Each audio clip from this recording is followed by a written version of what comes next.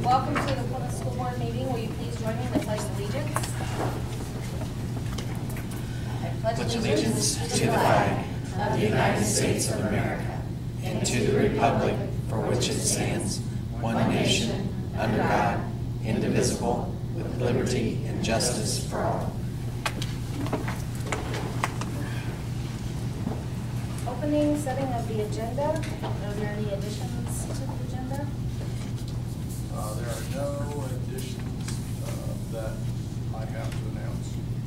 Okay. I would entertain a motion to approve the agenda. So moved. Second. All in favor, say aye. Aye. Carries. Audience participation for agenda items. Is there anyone in the audience that would like to speak on any of the agenda items? Other than ones that are already scheduled to speak. All right. Move on. Consent agenda. Is there anything that needs to be pulled out? No, as a matter of fact, the only thing I would like to make you aware of is it's always been difficult for us when we've eliminated a job. For instance, we had a grant that ran out, we had no money to fund it anymore, because the only place we had in here to put it was under terminations. So after this meeting, you're going to see on the consent agenda an item called elimination of job, and we're going to start putting them there. Like whenever we use the word termination, it has a very negative connotation. And a lot of times we have really good people who we just have to let go because the job is being eliminated, not by their fault or not by anything they've done. So I wanted to bring that to your attention so in the future you'd see why we're going to have that item. There'll still be terminations because there may be a time when we have to do that, but most of the people are just because we've eliminated the job.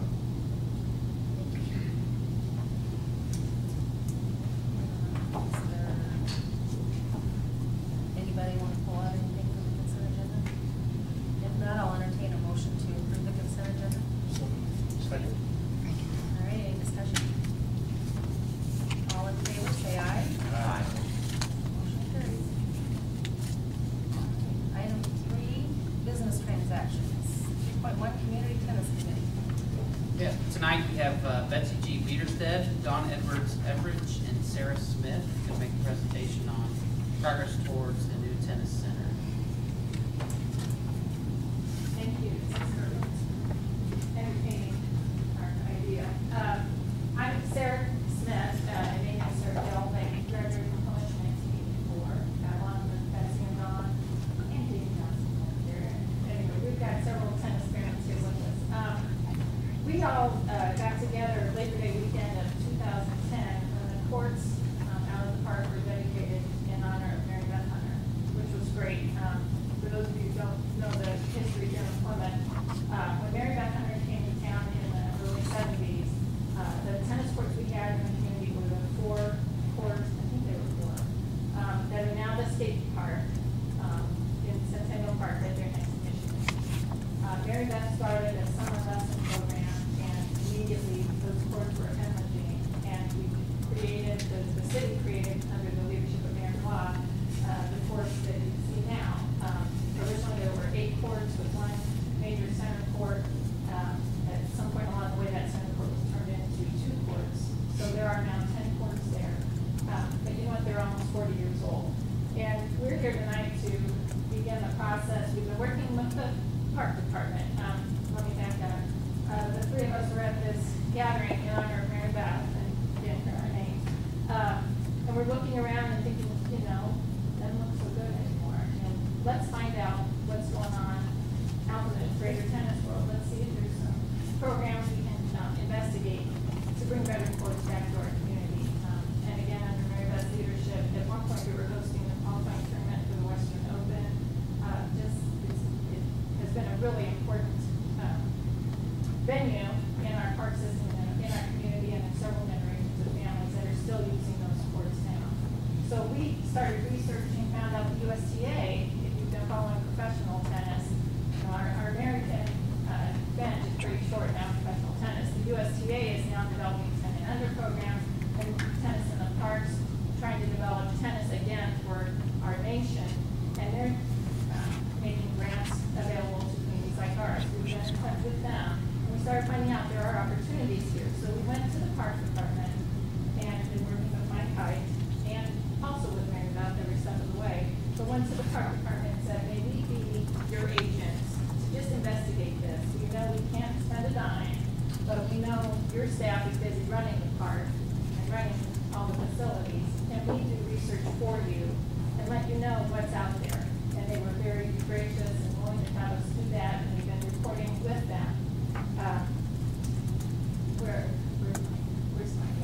I'm right here.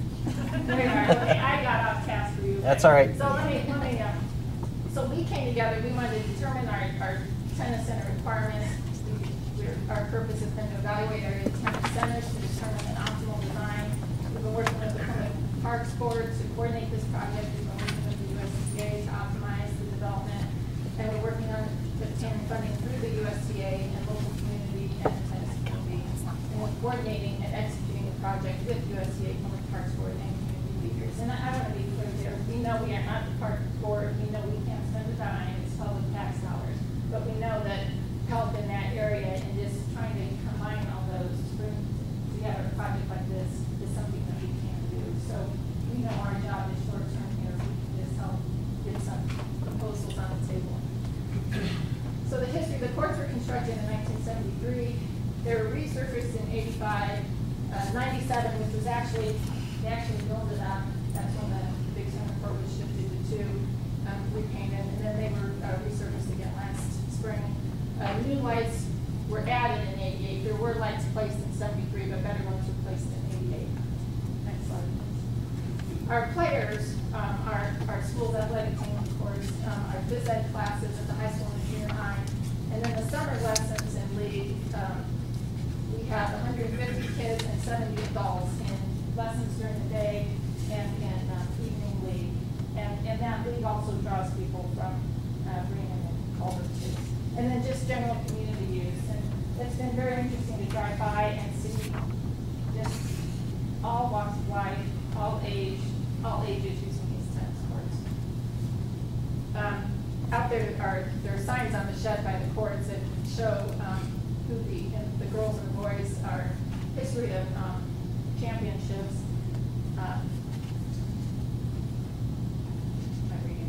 From the post of the NLC conferences, as well as I told you, we used to host USDA tournaments. We've generated over 32 college scholarships, and we've had over 25 years of consecutive sectional championships. And our sign's not up to date because I know the girls have been winning since 2008, but we didn't need that sign. But anyway, it shows you we've got a strong history of tennis here in Plymouth, which for Plymouth High School to have that without having indoor courts is outstanding. Anybody that's beating us is generally because it's a South Bend or an Elkhart, Valpo, Munster, they've got indoor courts. So for Plymouth to have that solid of a standing, it's pretty good. Using my two slides to show you how bad the courts are, and so that's not enough. But what you need to do is go out and walk them. But our fencing is rusted.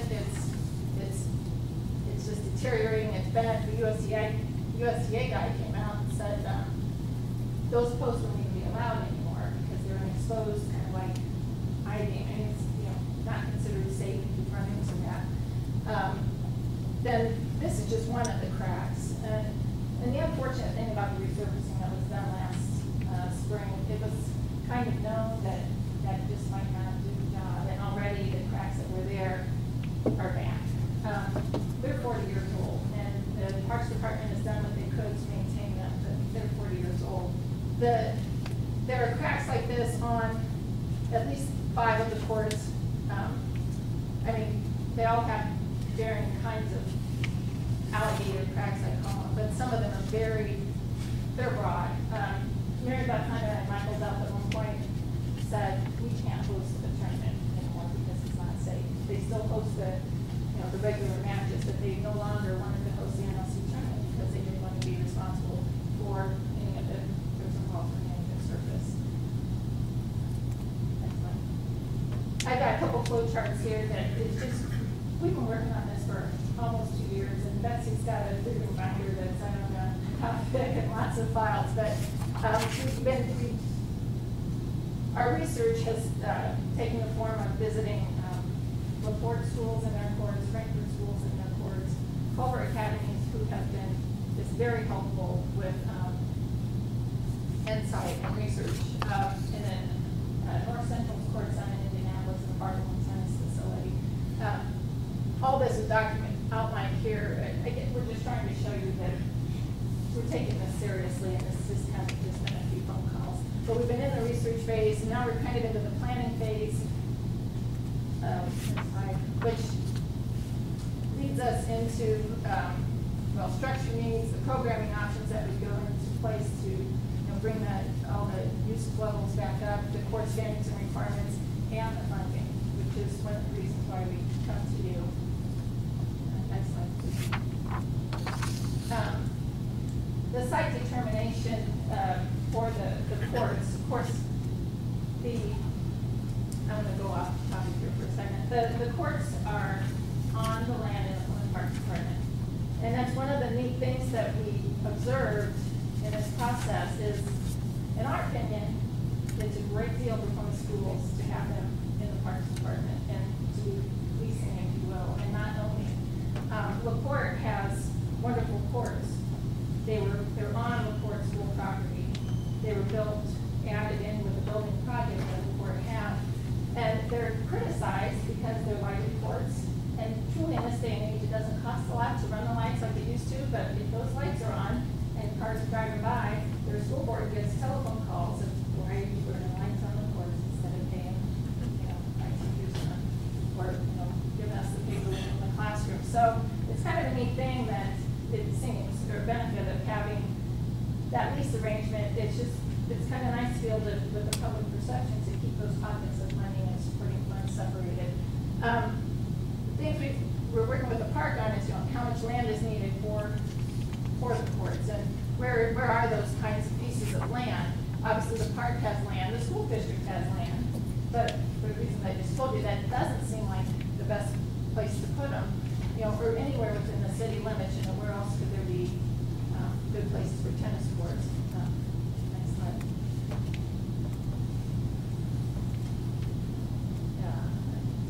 The parkland is already owned, and what we figured out is, really in talking to a lot of people, the Centennial Park is, just for a lot of different reasons, the best place to have those courts. For the school, it's great because it's closest to school property, it's safe for the kids going back and forth. The general public likes it because it's like their baseball diamond, swimming pool, that kind of thing. So the proposals, again, it's the park board decision, and you're going to represent it on the park board, but it looks like Centennial Park is still the best place to have these courts. Next slide, please. So here's our version of an aerial of Centennial Park. This is where the current courts are in the parking lot, and if you just looking at where can they fit, we've got space across the road here. This is what's considered the Hoosier Old Wheels field. And actually, would be space up here right by Plymouth Ocean Trail where the old tennis court, or I'm sorry, old basketball courts are. That's probably the least favorable place to put them, but these are the two places under consideration, which you see again here. And this again is kind of laying it out for 10 courts seems to be the optimal number of courts. And that's the other proposed area, the basketball courts that we're saying is probably not big enough. We worked with the USTA early on, and they gave us some renderings or concepts to consider. And here you see 10 courts. The USTA has been pushing for this 10 and under program I told you about to make tennis more approachable for the little kids. These short courts, which you can also achieve a short court by turning them sideways on a big court using kind of shadow lining, the same way on basketball where you have all the lines and national lines. So that's what these courts represent. This is a kind of an intermediate sized court. The interesting thing is Betsy's kind of got the pulse of the USDA right down with Indian already. They're saying that out of there. That concept's not working real well. But anyway, this just gives you an idea of what 10 courts could look like across from these. Another nice thing is that it ties into this playground here and then the pavilion at that end for more family usage. Next slide, please. So what we need in order to proceed is hammering out this site selection. We're working with Mary Beth Hunter, Michael Bell, and Brad Hack about a more detailed design that they want, kind of their dream. And then from that, working on the funding commitments. I can tell you that the detailed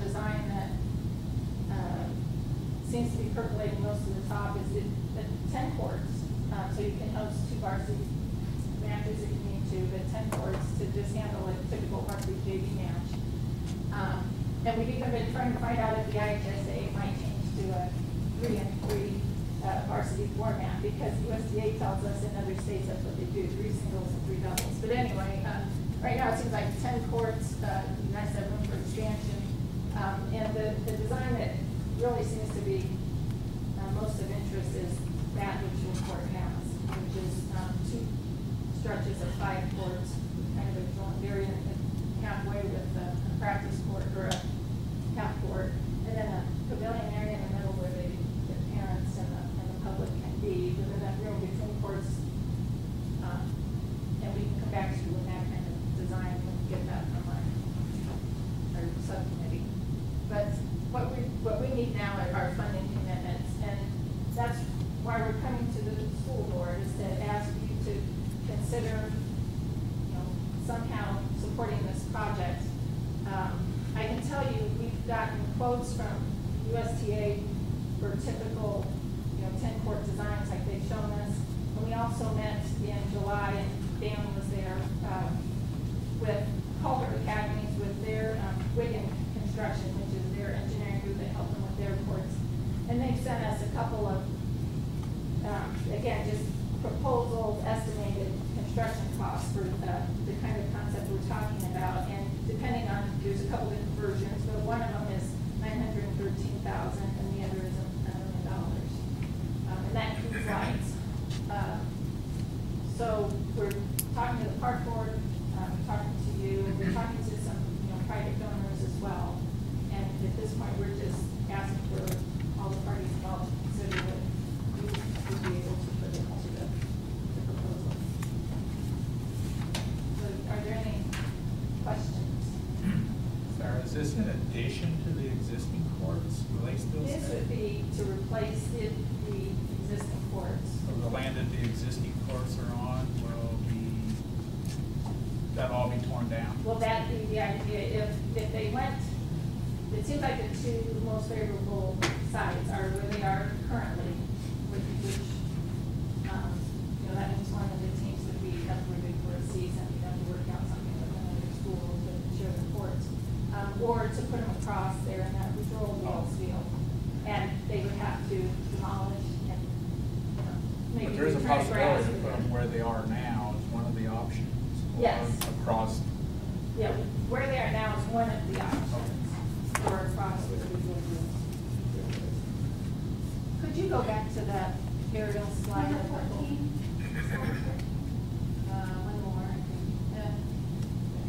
Yeah, maybe one more. Yeah.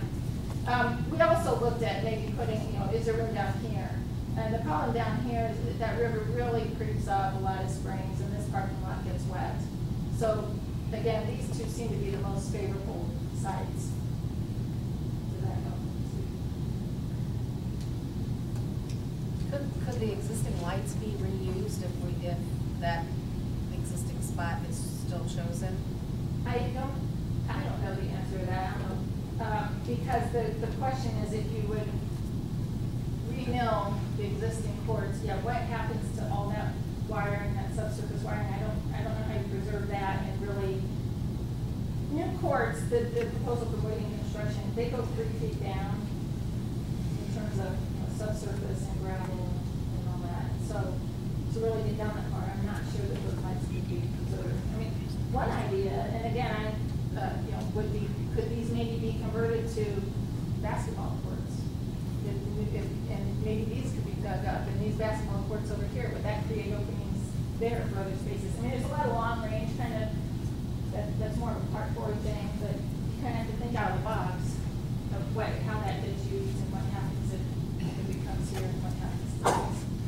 I know the park board said if it ends up here, this proposal would have to include demolition and returning grass, and that makes perfect sense. Sarah, have you looked at any grant monies that are available through city, state, federal? We're working with the USDA at that level. We don't have any, we're open to pursuing the other lines. But so far, right now, USDA is the most promising.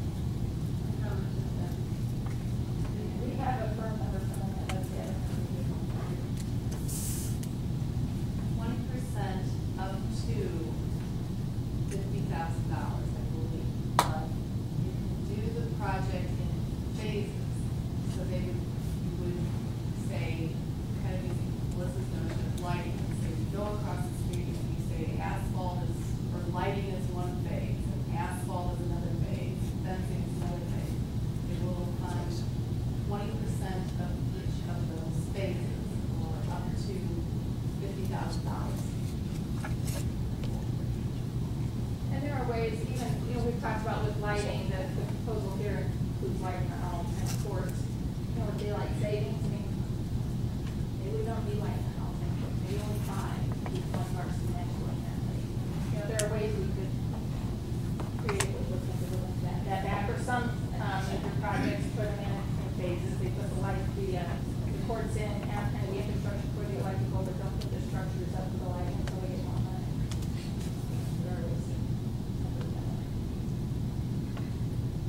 The quote I like that, they're playing more of it tonight right now.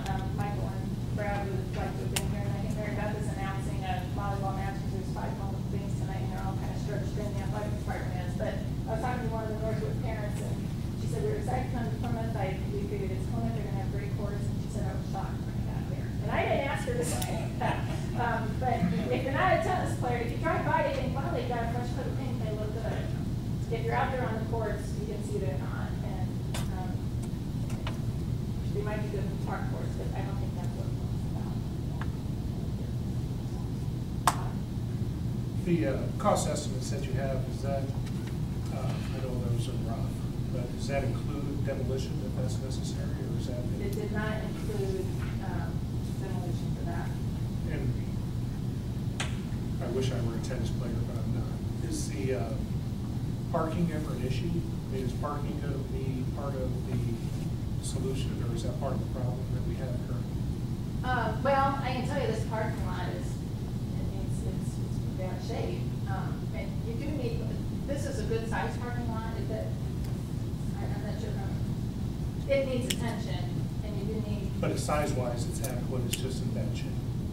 Yeah, for sure, it's adequate. Yeah. Was parking included in any of your estimates? I believe it was. No. It was not, okay, they just had sidewalk right there.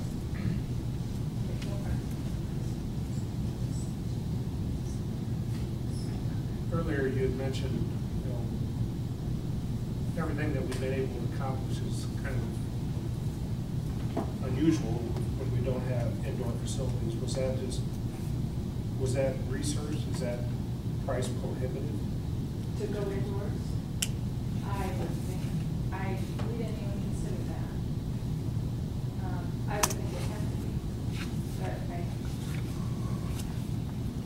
I just wondered if that was part of the research and eliminated that that's just not really viable or a consideration. I mean, I guess I'm still remembering, the Vail Tennis Complex out west of town, we couldn't support that. I mean, if you have an indoor facility, I think you have to start paying to use it. And the beauty of this facility is it's never locked, it's always open, the light box is always ready. I'm not promoting one way or the other, I just didn't Yeah. know if that was. In fact, that's a real beauty of this situation, is that it's free to everyone. And Some sort of max rehab, I'm just thinking year-round use. versus- yeah, no, that'd be great. I mean, to have 5 indoors and 5 out or something like that. But no, that, I guess our bed was always, it's too much for you, for the culvert.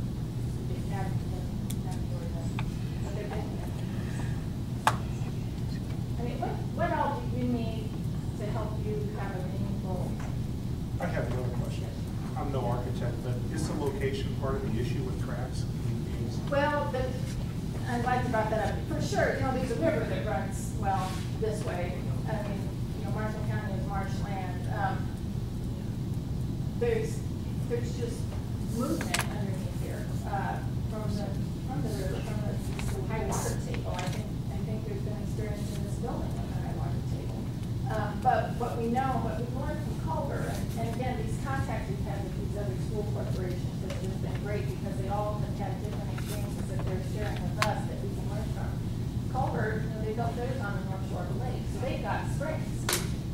And they do more now with the infrastructure than they did 40 years ago. There is an infrastructure under courts. There's a drainage system.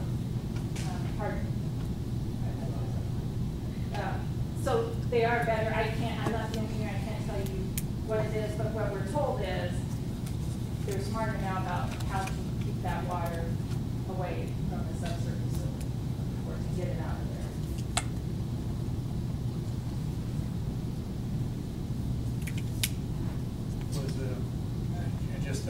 Was the park department board, were they receptive to be on the north side of that drive? The last conversation we had, they were concerned about the Hoover Old Wheels organization and what their thoughts would be on that. But we're just, our job is to go at it with what are the options and what makes the most sense for the tax dollars, so. Pardon? Just give options and. Yeah, and let them decide. I mean, you know, the idea would be if the courts go here, if this returns to grass, could that become part of the wheel rights? Just general question. Yeah, that was the gut reaction from them, was that dual wheel was, you know. I did have Jeff research, because we not too long ago talked about giving money to an educational foundation, and there were some limits what we could do there. And so the research that Jeff found is that we can make a contribution to the building fund, that can come out of the general fund. So that is something that we can do. My suggestion at this point is we've seen a presentation, we know what they're trying to do. I think we should take it under advisement, and then at some point make some kind of decision on how we can help this organization get new courts in Plymouth. And I guess the question that I would ask you at this time is, whenever you're involved in a fundraising effort, I think it's pretty important when donations come, how much money you have in donation before you start going out and looking. But I think those donations can be a catalyst to additional donations. So I'd want the board to take it under advisement, do some thinking about it, maybe go out and look at the courts themselves. But then I'd like to get some information from you guys as to what you think would be in good timing for us. And then the other thing, I guess, has the park board put this into their master plan yet? Last I spoke to them, they were putting it into the plan. I don't know if it was gotten in yet, because it's a monthly step. I know at one point the park board was concerned because they had the downtown park, but we just did a TIF bond to pay for the downtown park, so they're not going to have to come up with the money to pay for that. So I think the other thing is we would want to know before we make some kind of a commitment that the park board has made a commitment to put this into their master plan and actually build courts. Does that make sense? Yeah, sure it does. It's one of those things where it's kind of the chicken and the egg. We're talking to some other private donors that are very interested in supporting the project, or one will say, I don't want to be the first to the table, but I want to be at the table. So who's first to the table? And we've also been advising them maybe the best way to go about it in terms of capturing and more support from the city is making sure we've got some money identified. So that's what we're in that phase of doing right now. And that's why we're in the school corporation and help keep up those players. What does the school pay now? Well, we get the baseball field, the softball field, and the tennis courts, and we pay $28,000 a year. And we do all of the maintenance to the baseball field.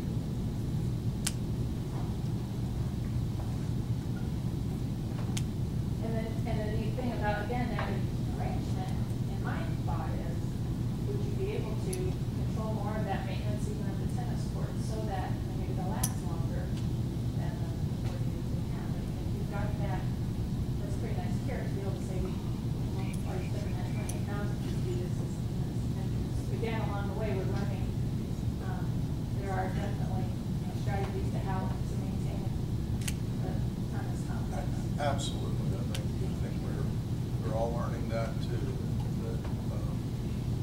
building it is one issue, maintaining it, and having a plan for maintaining it is another. So my homework is to come back to you with our board Well, firm they- commitment to, I get that more formally, but I know. when they get it in their master plan, I think it would be premature for us to make a commitment to money if it's not in their master plan. But I can't speak for the 5 people sitting here, but I certainly think that if there's going to be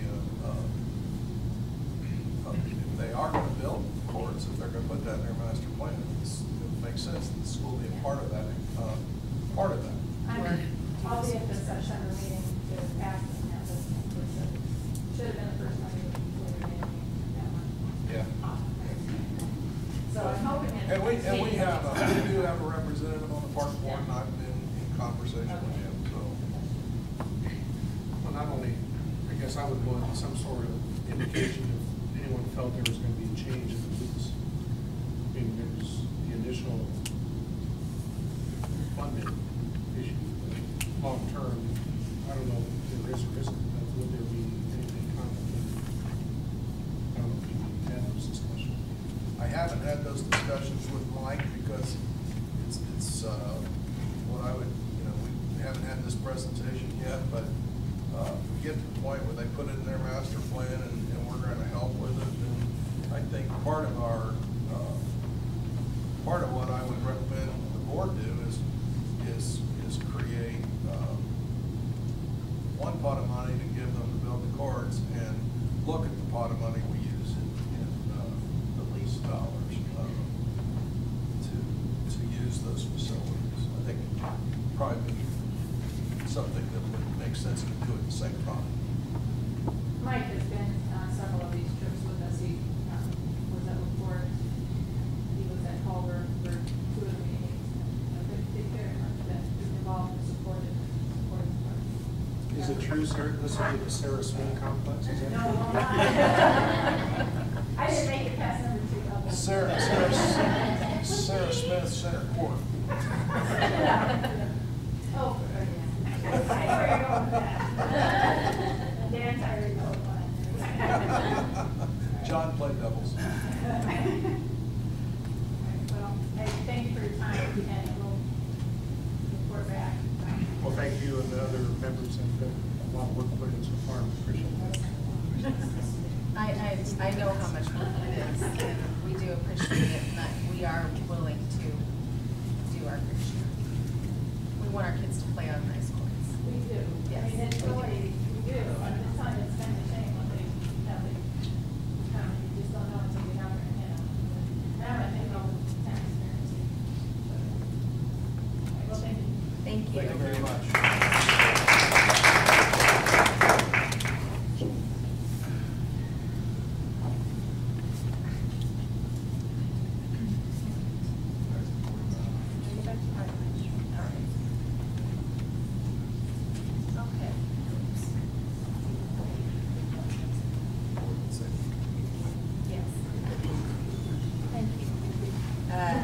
Next item is 3.2, report on school safety. Well, my report's quite short because I'll be handing the torch this year to 2 lucky fellows in our school corporation. Dave Schote and Greg Hoppel will be taking over the safety committee, but they have to go through a year-long training. And so during this time, I'll be showing them the ropes. Their training, they will have to go down 2 to 3 times throughout the school year. And at the end, they'll get their certificate and become the safety advisors for the corporation. As we embarked on a new school year, we also had to do some emergency plans updated because of teachers leaving this room, the new tech room, becoming available for students and making sure that we're all safe. Those have been updated and given to Sandy at the central office, so if anything would arise, you know right where they're at. And also, Dave Schote is planning on meeting with the team twice this year. So we have not had the first meeting yet. We need to get the year underway before we had another meeting, or the first meeting of the year. So that is my short school safety report. Anyone have any questions for Michelle?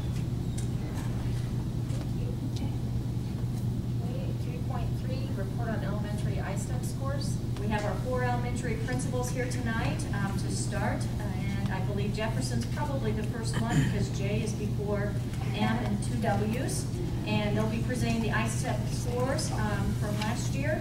I reported on them holistically as a corporation 3 through 8 and told you that these reports would follow, so I'll turn it over to Angie. Can they stand at the podium? And like she said, we are alphabetically first. We start kindergarten working on alphabetizing.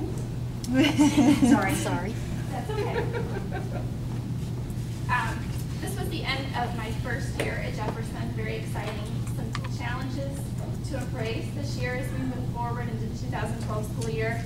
Also some successes to celebrate. So starting off with our first slide of 3rd grade language arts, we saw positive gains across the board, both in overall passing percentages, gender, and other areas that we've looked at. We saw great gains by looking at small group interventions, doing what we know has worked over the years based on research and my experience working with Mr. Menominee when we started there our first year together. We had a lot of challenges on our plate. And this was an exciting year in 3rd grade based on applying those strategies. So we saw great gains in both language arts and math. We did identify one area, the free and reduced area, that did decrease that we needed to continue to focus on as we were making the transition to Common Core this year in math. We know that that's an area we need to continue to focus on. Looking at 4th grade language arts, we looked at the individual students coming into 4th grade last year, and there was a low level of preparedness based on their basic reading ability. So we had a lot of challenges on our plate last year. We did not make the gains we wished to make, however, we did make gains with some of those individual students. We need to continue to do interventions in small group setting, like we know that will work, looking at moving those students forward. Not only the students at the lower level of preparedness, but those that were at a basic 4th grade knowledge level and moving them up to the pass plus area. Math was the same area. This was a lower level of preparedness group of students, and we are continuing to look at how we can intervene with these 4th grade students in math, looking at not only a broader range of skills as we transition to Common Core, getting them ready to pass both the PART and the ISTEP, but delving into a deeper knowledge. And so that was an area as we embraced Common Core last year. We did see areas that we need to continue to work on to improve these scores. Science is also an area as we move forward in 4th grade, looking at incorporating more hands-on science with our students so that we can see it more continued growth. We did see an area of overall concern in science this last year. So we have a lot of challenges on our plate. We've seen successes in 3rd grade. There were successes in 4th grade, but we would like to see more students bridge that gap and continue to make growth. So we have a lot on our plate this year.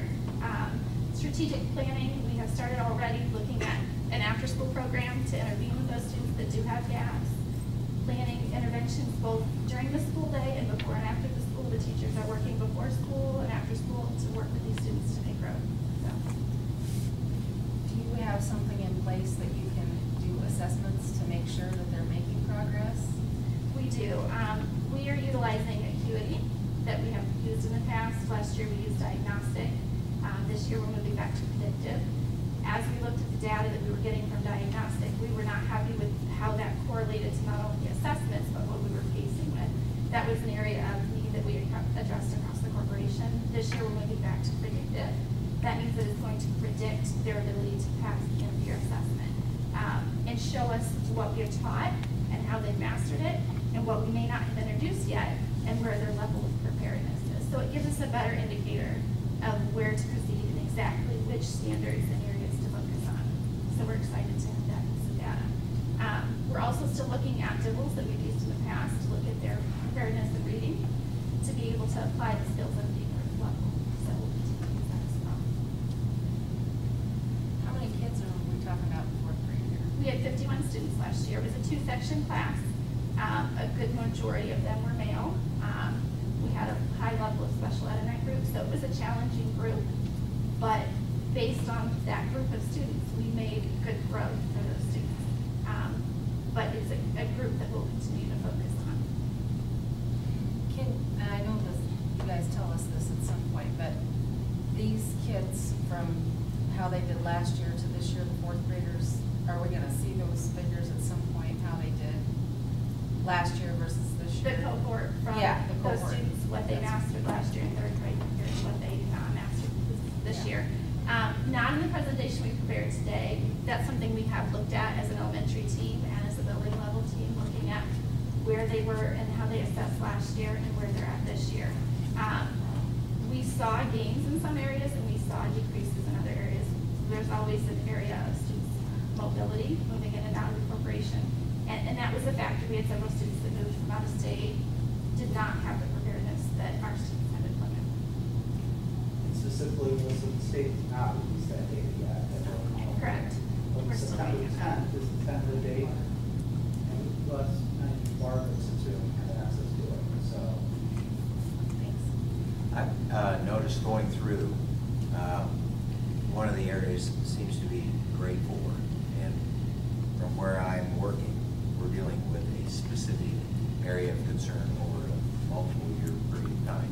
Any speculation why it's grade 4 in different schools? That I think as you look at the progression of reading instruction, K through 3, they're learning to read at a more basic level. When you transition to fourth grade, they're reading to learn.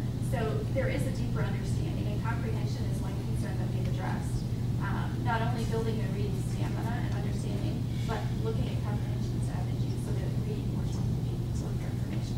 now this is purely personal, so if you're setting up a before school program and an after school program, what can I steal from you? Because how are you doing this? Volunteers. You know, Okay. our teachers are dedicated to doing Are you great using things. any parents at all? We have incorporated a few parents that wanted to volunteer from time to time. It's more inconsistent, so that's a challenge. They're more as a support, but we need that solid structure of before and after school. We're also pursuing a grant from Marshall County Foundation, hoping to hear back from that soon. There's a definite need to meet these students, so. Are you anticipating this being a 5-day program, or is this? Not at this point, based Okay. on extracurricular things going on with students. We're looking at trying to work on a 2-day program at this point. We're still going to use the interventions we have during the school day as well. Thank you.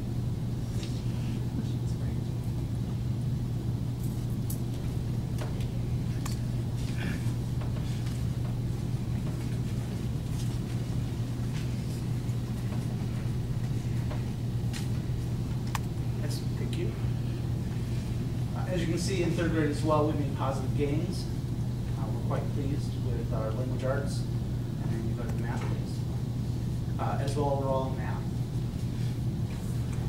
We have a significant change, of course, in fourth grade, as you can see, overall from language arts, as well as continuing math, as well as math. You can see again, science.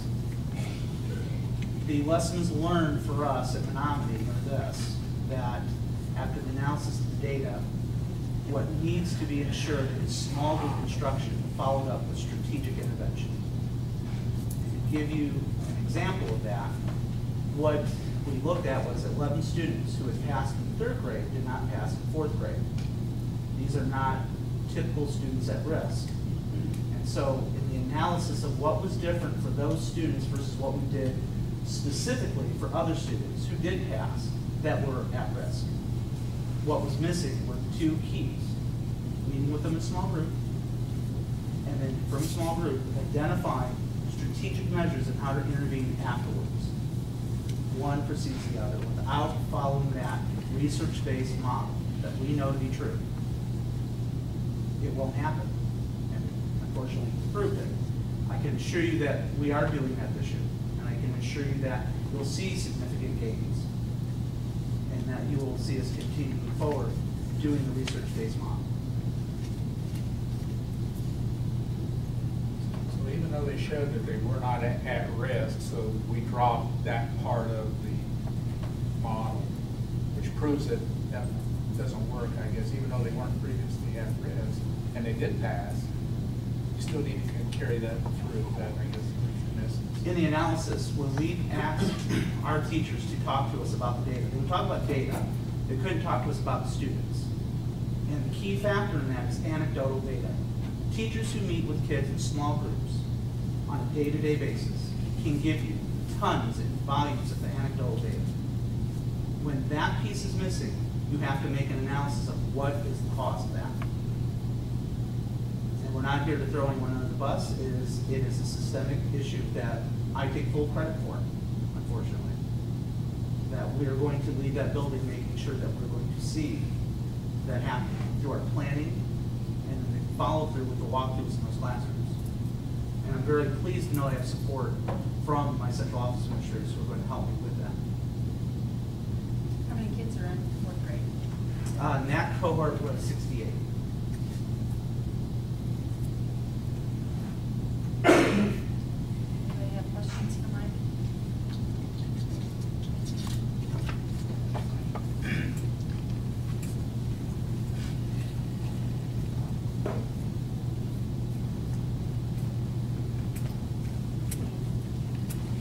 Good evening. Washington's data, I know you've seen, did well to third grade in language arts area. The area of red was still at 90%. Overall, though, shows steady success from one year to the next. In math, here, I'll echo what my two colleagues have said before, in being strategic and intervening and really focusing at the student level is our plan this year. There are systems in place here in Plymouth, and regardless of whether we're doing things instructionally different this year compared to the previous year, there's still a focus on identifying students who aren't progressing, what their areas of weaknesses are, and intervening with those students to ensure that they're going to be successful. I'm excited to echo what Mrs. Mills said. If you predicted acuity, I think that will give us some good data moving throughout the year to identify areas of weakness within particular students and how to intervene with them in what ways to ensure they're going to be successful. Fourth grade language arts did exceptionally well compared to the year prior. In math, again, showing gains from one year to the next. In science as well, that was exciting. Kind of a reversal of the others so far. So it's like the third grade is lower, but then once you have fourth grade, they're all. How many kids in fourth grade? On that cohort was high 60s.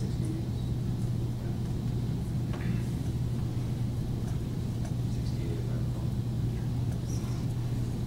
60 or 69.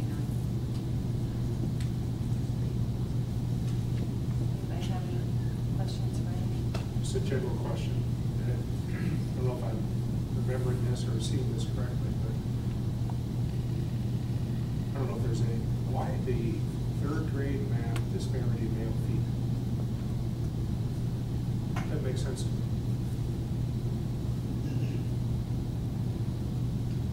I don't know if it's important or not, it just throw that out there. You can get back to me. I just didn't know if that came up in discussion or if there was, I have all girls, so I don't know. I saw 3 or 4 buildings, it's just an odd relationship. I'm sorry.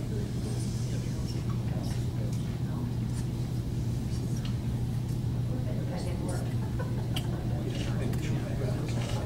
Thanks, Andy. Thank you.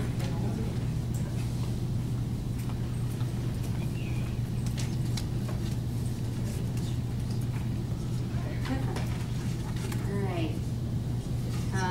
Third grade, last year we had all of our students pass the language arts test.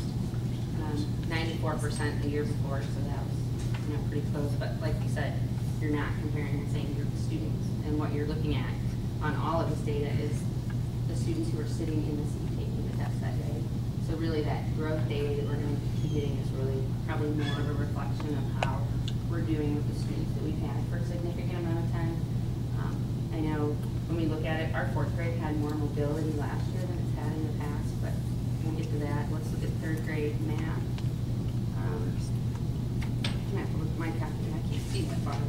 even the one that is in red, that's an 89%. I thought something on this was really interesting, and I would say, I know I've mentioned it before, we don't have a lot of difference between our TAID and our free and reduced students, so you're not seeing a lot of that achievement gap. And when you look here, you actually see that our free and reduced students are 100% who passed, and the PAID, they were still 89%. So I mean, it's not like that's a really low score, but I just thought that was interesting to not have that achievement gap. And then we get to fourth grade. One thing I know that did impact this is we had a couple fourth grade students that were out at BHC, which when you look at, I think we had 64 students, you know, and you have 2 out there, that's a few percentage points. But once we get that growth data, those students will not be impacted in there because those students moved, so. We can probably share that data with the board if they want that, we get that too. Fourth grade math, kind of looking at that right there, still 88% pass. I mean, it's a little bit lower. That same group, for the most part, students when they were in third grade, it was 91%. So there wasn't like a huge drop, you know. When they were in third grade, 91% pass, and fourth grade, 88%. So that's more of a true picture. Kind of look at them, that same group of students. Let's look at our fourth grade science. I thought this was interesting that the girls really did what I would say significantly better on the science test in fourth grade than the boys did. I found that a little bit surprising because usually I don't know, that's just not what you usually see, so I was kind of surprised by that. I wish we had more green. You know, when you get to a certain point, you know, you're looking at 2 percentage points above or below, that's the red and green. So, I mean, this year we got 100% pass language arts in third grade. Anything below a 98% would still be red. I don't know how you're gonna top that for next year. I'm not really sure. So, I don't know. But any questions? I have questions.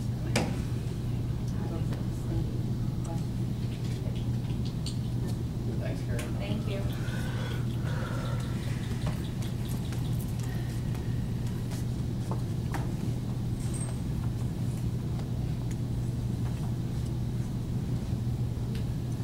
Item 3.4, middle school new tech proposal. Yes, Amy Gerard is here to present the board with a recommendation for both Riverside and Lincoln. Yes, I'm here with my colleagues, Mr. Galt from Lincoln Junior High and Mrs. Hershey from Riverside Intermediate School. We're excited to talk with you this evening about an opportunity for the Plymouth Community School Corporation to join the New Tech Network at the middle school level. So why would we think about joining the New Tech Network at the middle school level? Well, if you'll remember back in 2009, you all wrote a strategic plan that helped us think about transforming learning in the Plymouth Community School Corporation.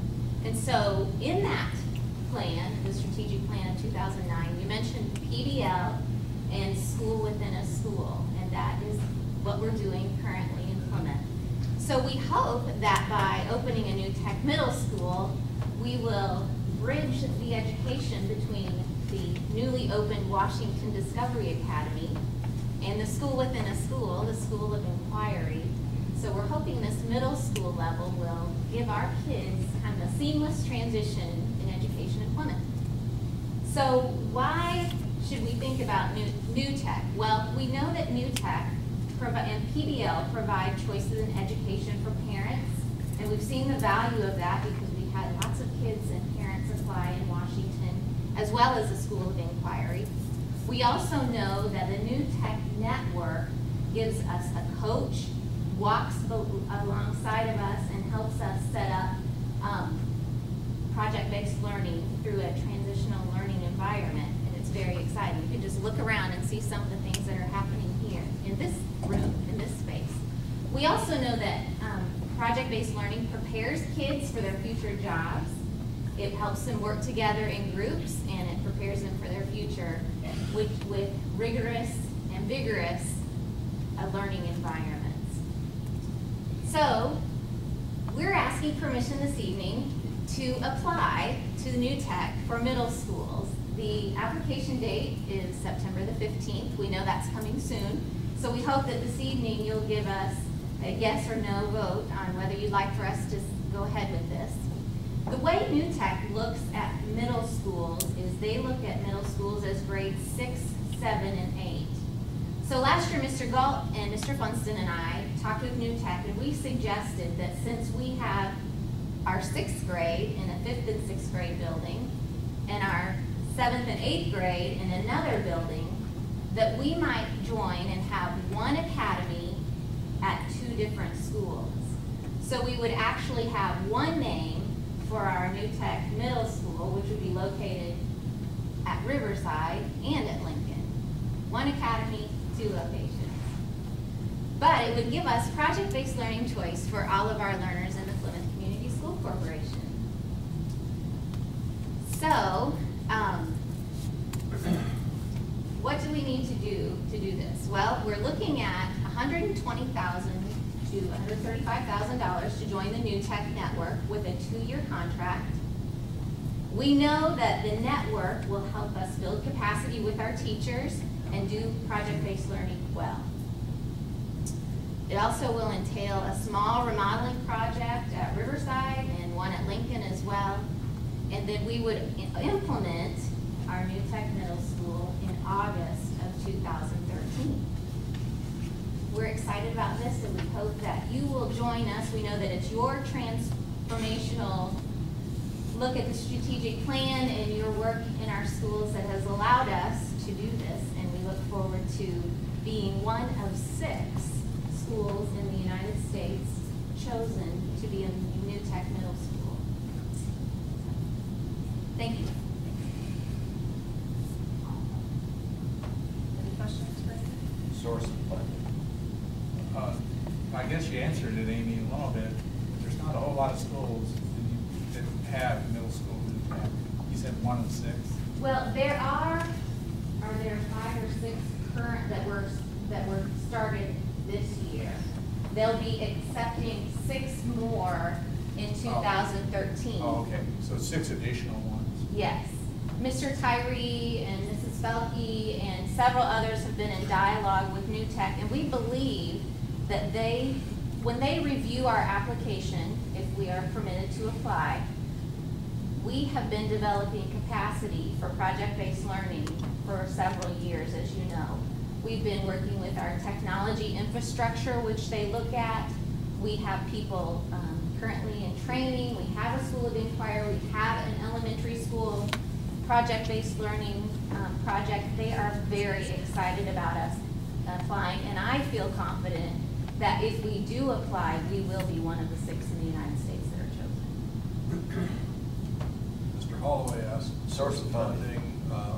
What we did with the New Tech is we said we'd go out and raise it. Right now, we're $4,000 short of that $450,000 fee. And we have a lot of people that are in the wings asking us to apply for additional money from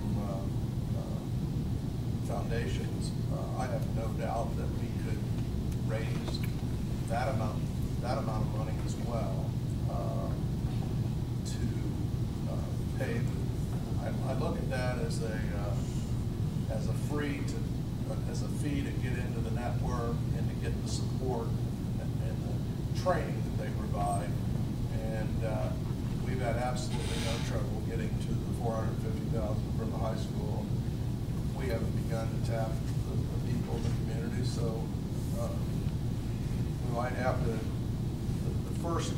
next year, I believe it's a $20,000 fee that they may have to come out of an existing fund that we already have, but the rest of it would come out of donations. So we just need the time to go out and make sure we have the donations. Any other questions? What kind of renovations are you referring to? What is small? Well, we know that there are several areas at the 5-6 building where large group areas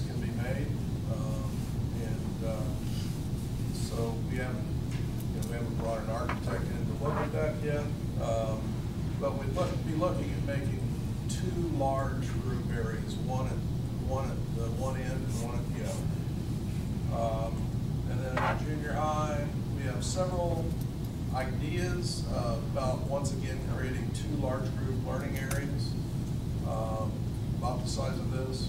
And we have, like I said, we have some ideas, but we haven't talked to an architect yet. But it wouldn't be, we're certainly not looking at what we did at the high school. But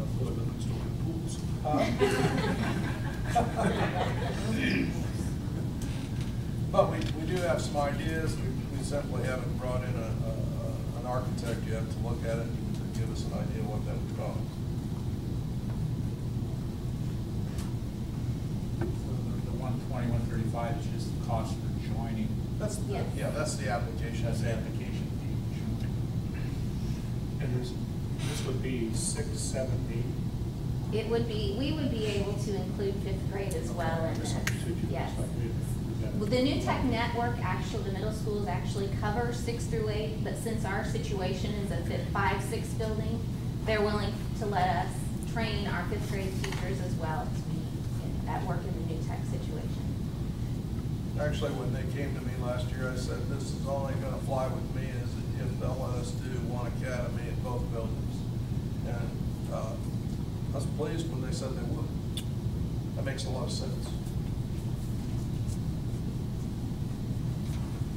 Well, it makes sense to fill that gap between Discovery and school headquarters. So as long as financially we can support it, they can come up with the funds, I would certainly support that. I would entertain a motion. So Second. Any discussion? In applying and looking at the financial obligation to remodel and so forth, are we getting ourselves into some kind of a situation that gives some concern later on or not? Well, we're getting into a situation where we're gonna have three or four small projects around the corporation that I'd probably throw into one funding for all.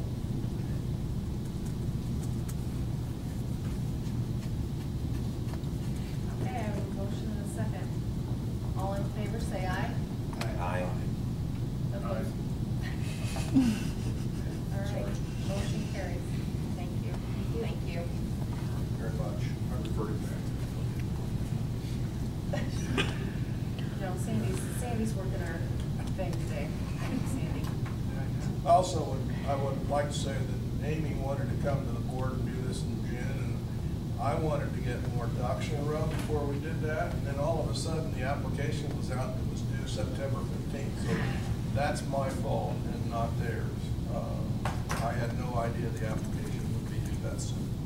I take the blame for that. Item 3.5, consider partnership with ITAMCO. Mark Knighty came to me a couple weeks ago and said they would like to look at offering an adult class in the over in the garage as early as January of this year. We went over and looked at it. They did some measuring. They did some looking at the electrical. There is such a shortage of CNC operators out there that they would like to get that adult program started as soon as possible. This would come at no expense. They would take care of everything to get that set up. So I'm asking tonight to grant me the ability to work with ITAMCO to work on getting that adult program set up, which eventually will lead to a student project. But I think we're going to have to do some things in that area to make it safer, not only for those kids, but for the kids we already have in there.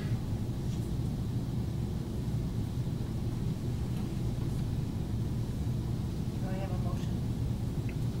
So, Second. discussion? Any fees associated with the adults who would be involved in that program? We actually met with both Ivy Tech and Vincent's talking about that. And right now, there's a similar program that the same similar group started in Knox for welding this year. And the fees for the students taking that evening program, anyone who wasn't able to afford it, Work One was able to come up with the tuition money to take care of that. So Jerry Hollenbaugh, who could not be here tonight, assured me that people were not going to be turned away, that there's plenty of jobs money out there to help with the tuition.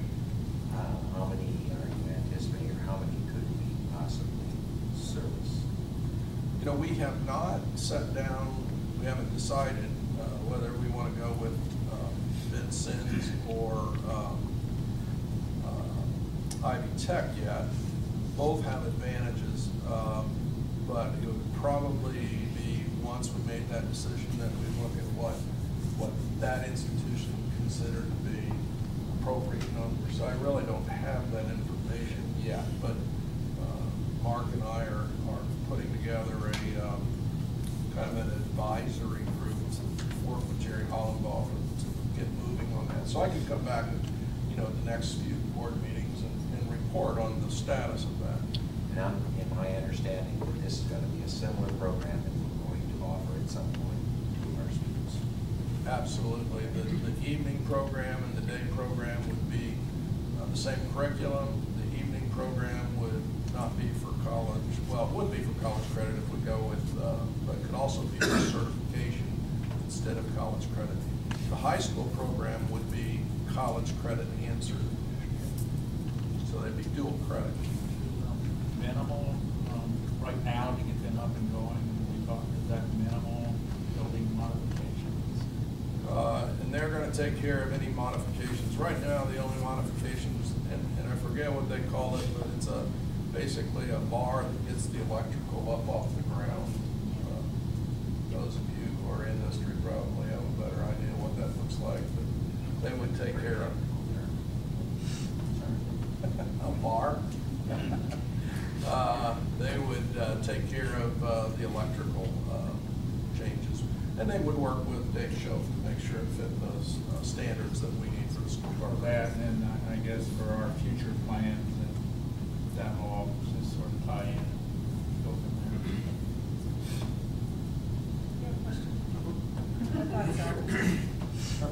What are we approving?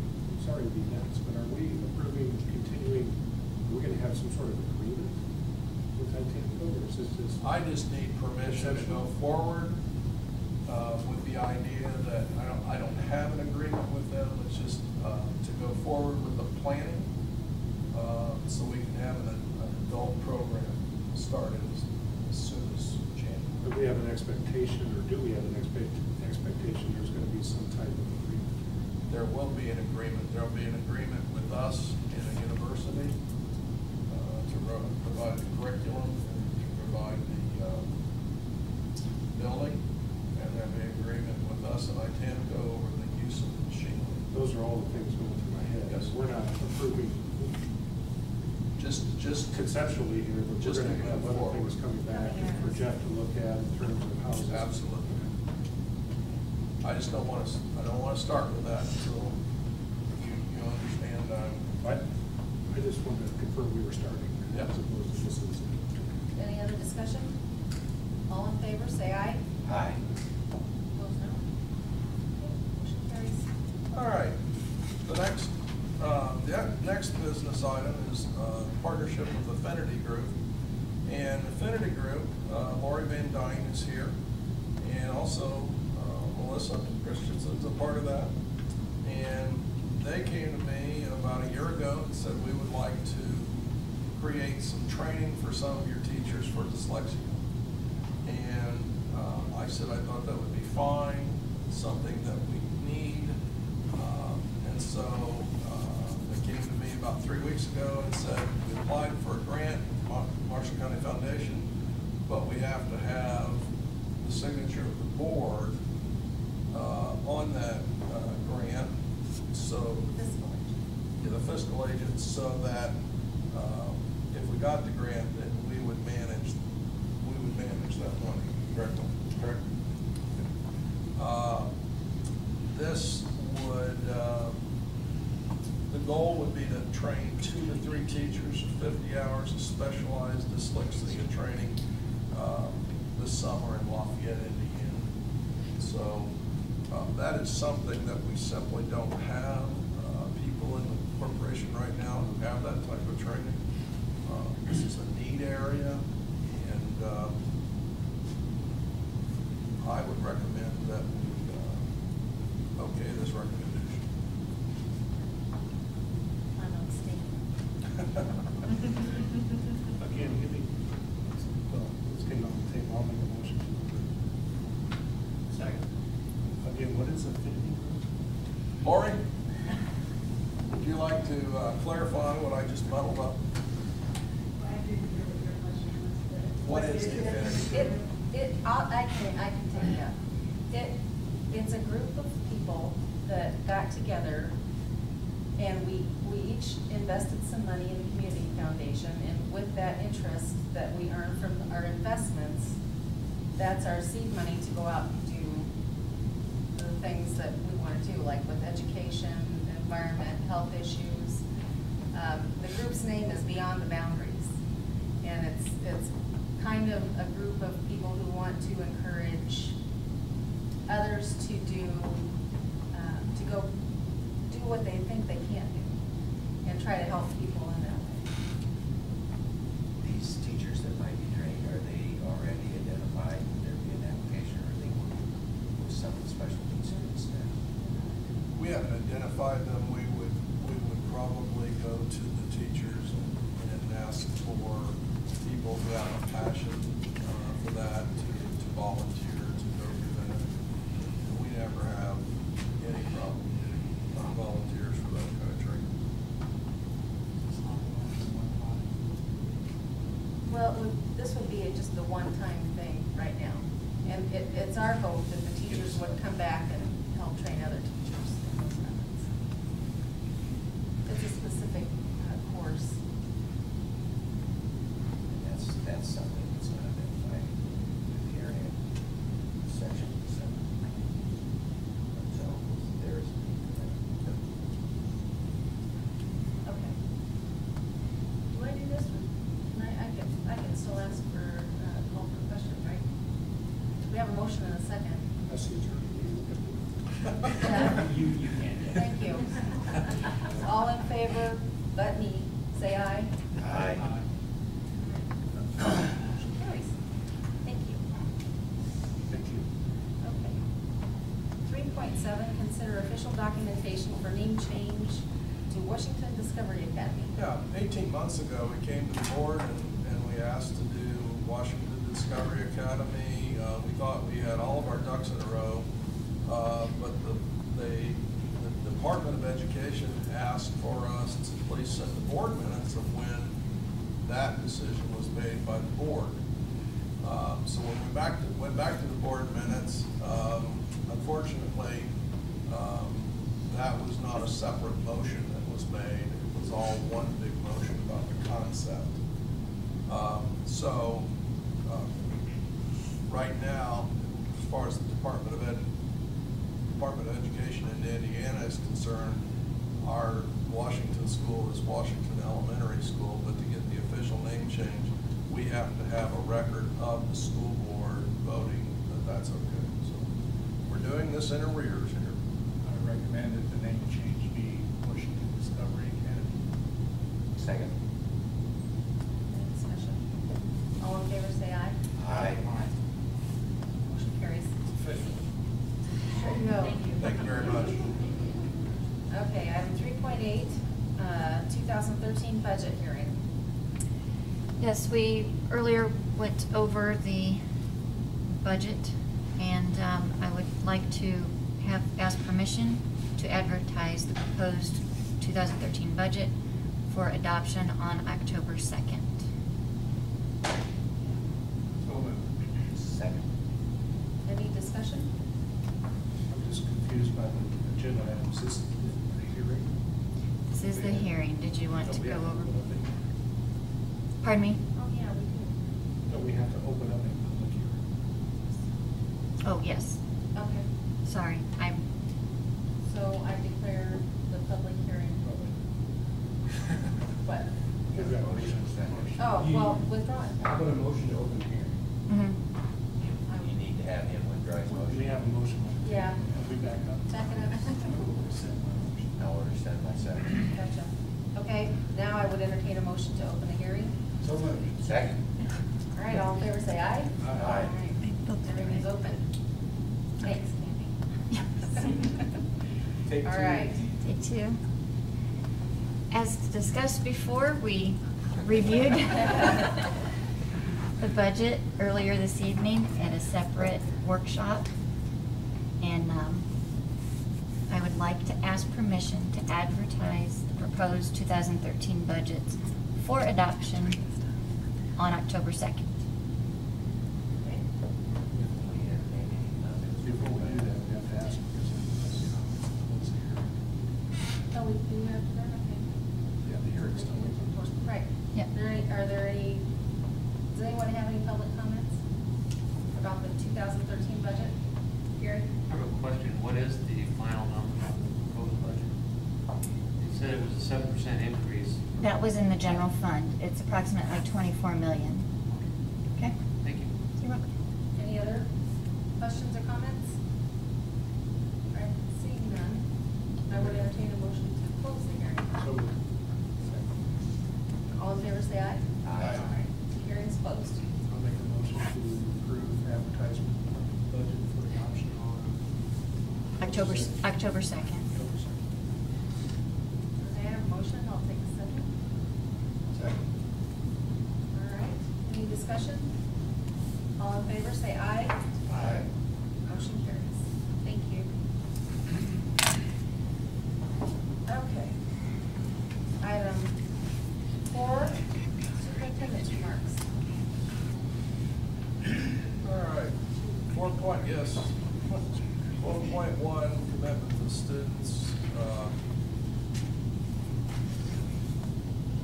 If you haven't looked at it yet, please look in the upper right-hand corner of the Plymouth Community School Corporation website for the 180 Days Learning blog. This blog is updated every day by an individual teacher. Each day it's a different teacher. Each teacher outlines the specific types of teaching and learning that students have been involved in class. The blog was initiated and organized by Mr. Dan Funson and is being run by our 3 learning coaches. What I really like about the blog is I've looked at the different entries into it.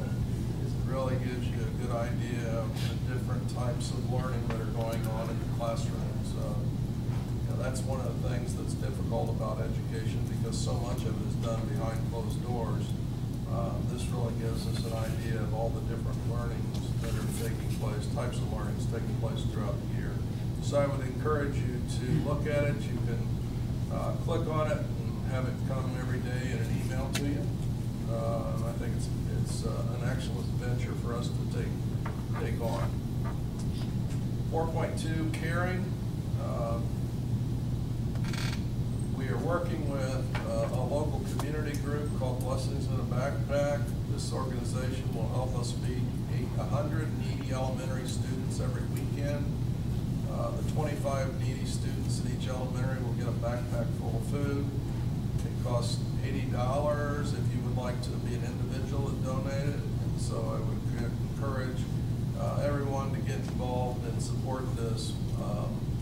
Mr. Funston has sent out information to the staff to support it.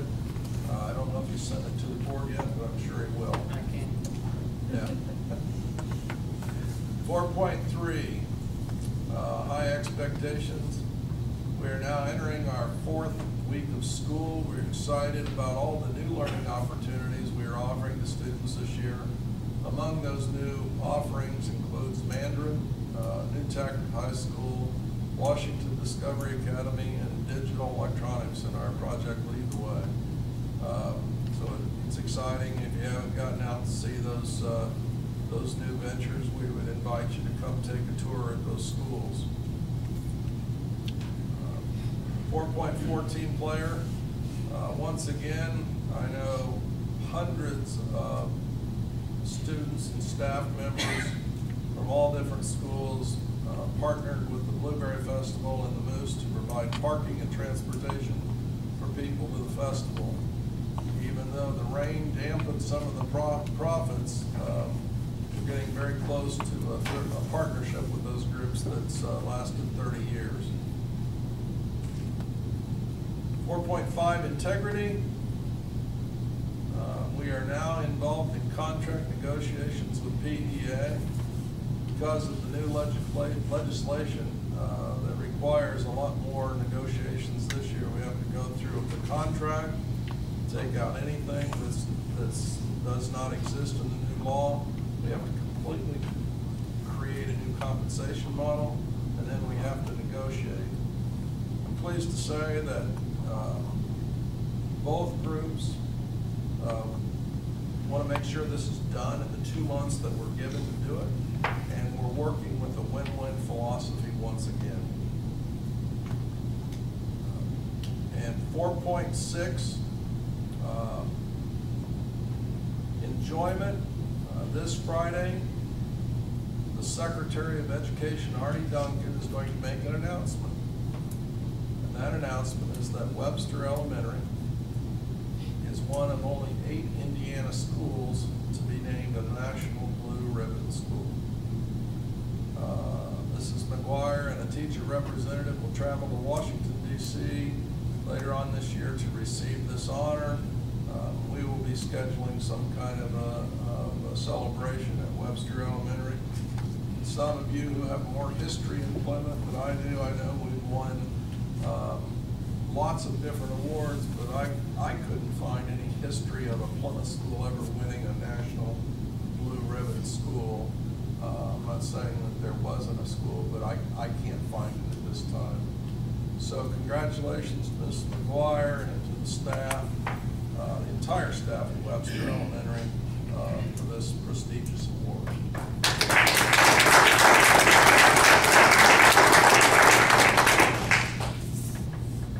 Our next meeting is on October 2nd, 2012. We'll have an executive session at 6 o'clock. During this time, I will go through the new superintendent evaluation tool that we were given from the state, and also go through goal setting. The regular session then will start at 7 o'clock p.m. It's been a fantastic beginning of school. There's always a couple hiccups, but for the most part, everything has gone very well, and that's due to the dedication and the hard work of all of our staff. So that's all I have for this evening. All right. Any questions for Mr. Kyrie? If not, item 5.1, audience participation. Anyone want to speak on agenda items? Carol? I hate o'clock at night, I can't talk, so I'm keeping them low. All right. Seeing none, I would entertain a motion to adjourn. Second. All in favor, say aye. Aye. Meeting adjourned.